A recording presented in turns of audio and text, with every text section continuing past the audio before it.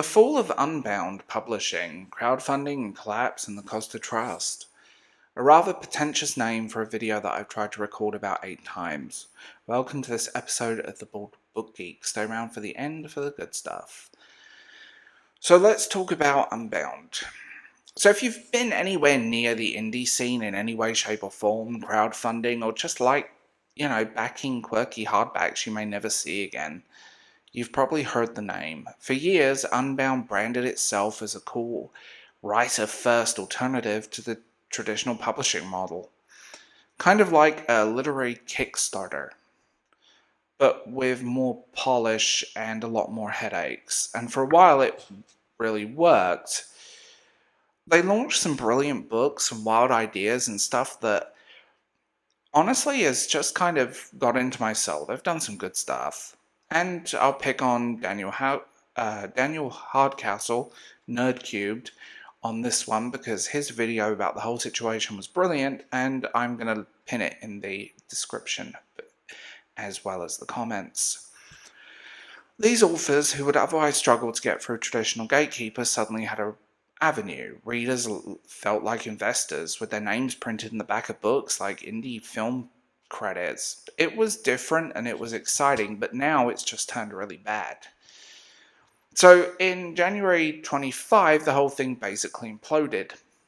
Officially, Unbound Publishing entered administration. That's a very nice UK business term for we've run out of money and some very serious, scary people in suits are here to try and pick up the ashes. Depending on who you ask, they are anything from 2.4 million to over 9 million, with money outstanding to 238 authors, backers, and as well as suppliers, freelancers. Let that sink in. That is a huge amount of money. And the whole situation is just ridiculous, but I feel like this was kind of predicted from the outset. Here's where it gets kind of twisty. Just days after Unbound hit the rocks, a shiny new company appeared, the Boundless Publishing Group. The new outfit bought Unbound's assets, including the author contracts, mailing lists, and unfinished projects, for just £50,000. 50k is less than some authors were owed individually. Boundless was set up by the Unbound's then CEO and another guy, the co-founder, and the face of the public persona for over a decade. Their pitch: Boundless would continue to publish books. Unbound couldn't. But only if they became profitable again. Like, they'll pay people back, just don't expect it anytime soon. And then, even keeping the same office and most of the same staff. So, it looked less like a clean slate and more like a corporate game of musical chairs, and not the fun kind. And I've been there. I've been in a company in this position, and it was misery. And it was far smaller than this. So I dread to think what it's like in there right now. So the authors are fighting back. When Unbound folded, authors started speaking out loudly. Like I said, NerdCubed, Daniel Hardcastle, whose book F Yeah Video Games raised $250,000, says he is owed over £40,000 in royalties. He made a video exposing everything, including how Unbound forgot to report certain sales entirely. The guy behind DidYouKnowGaming as well, I think it was him, said he received, in the case of 7 years, £79. He described finding unexpected changes, missing money, and constant confusion whenever he asked about his statements. And he's not the only one. I think the guy behind DidYouKnowGaming is Dazz Brown. And a lot of people are telling the same story. Other authors have chimed in, describing a culture of delayed payments, silence, and vague answers from a company that once prided itself on being different to the Big Five. This is the bit that kind of gets to me. This wasn't some faceless megacorp. This was a platform that made its name on community, trust, and transparency, and now that's all just shattered. Okay, we're going to get into some morally grey side of business here, but you guys might find it interesting. The deal that saved Unbound from total liquidation was what's known as a pre-pack administration. It's a legal way to sell a company's assets before it officially collapses, often to people already involved. On paper, it lets businesses survive and jobs stay intact. In practice, though, it can feel like a get-out-of-debt-free card. And I've been here.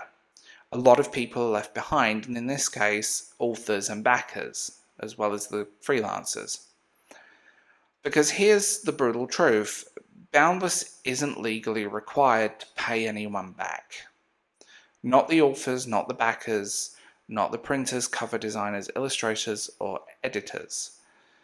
They might if they turn a profit someday, but for now those unpaid royalties are just gone. There is no money, even if the books are still up for sale. Then the co-founder stepped down from Boundless entirely in June 25. And not quietly. He said on record that the new direction was morally and financially unacceptable.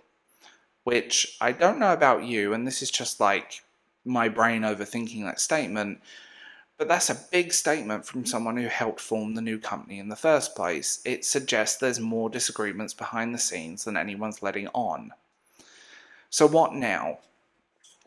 If you're a backer, your money is probably gone. Boundless says that they'll try to fulfill some rewards, but with what funding? There's no refund guarantee. If you're an author, the best case scenario is Boundless finishes publishing your book and maybe someday you get paid. The worst case, your rights are tangled up in contracts owned by a company that legally owes you nothing. And if you're a freelancer who did layouts, marketing, editing work for Unbound, you're probably just out of luck.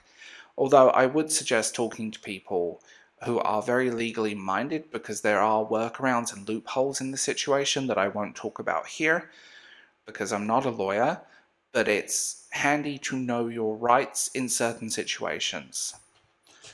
Okay, the bigger picture. Is crowdfunding publishing dead? Not necessarily, but I do think this has been a big hit. I've always been kind of scared of crowdfunding because I've been let down so many times.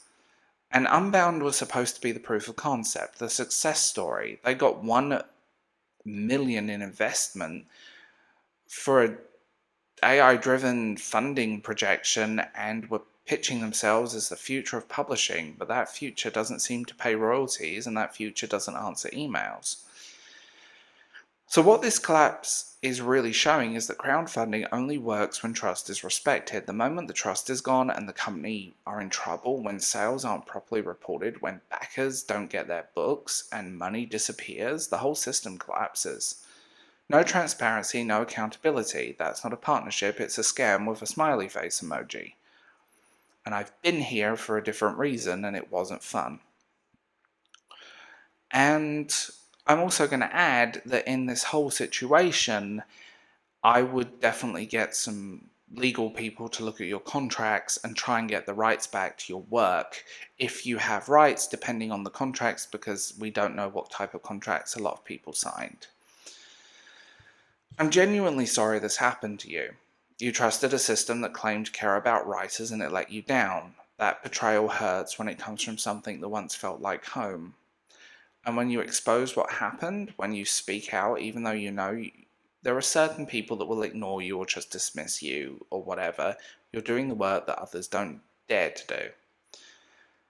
Honestly, a lot of this stuff got me interested, and I was genuinely considering at one point in my life to talk to Unbound. I'm so glad I didn't, that maybe that apprehension that stopped me from doing it in the first place was the reason I'm not in this money pit with them. And if you're a reader, maybe it's time to support your favorite creators directly. Pick things like Substack, Patreon, YouTube memberships, tip jars. They all exist for a reason, and if you want the honest truth, platforms can disappear, but the people who make the thing for you, they're the ones that need support directly. So do you want more kind of videos like this? Hit subscribe, drop a comment, and join my channel's membership options. Also, Patreon also exists. On both of those, you get early access and bonus posts and exclusive content you'll never get anywhere else. And countless things that are completely off topic and everything in between. Don't forget my second channel, Millennial Nostalgia, is also there if you want to go back to the 90s and early 2000s and be a kid again. And also remember, a shiny website and a good pitch are not the same thing as a publisher that will actually pay you. Talk to legal people. That's my suggestion.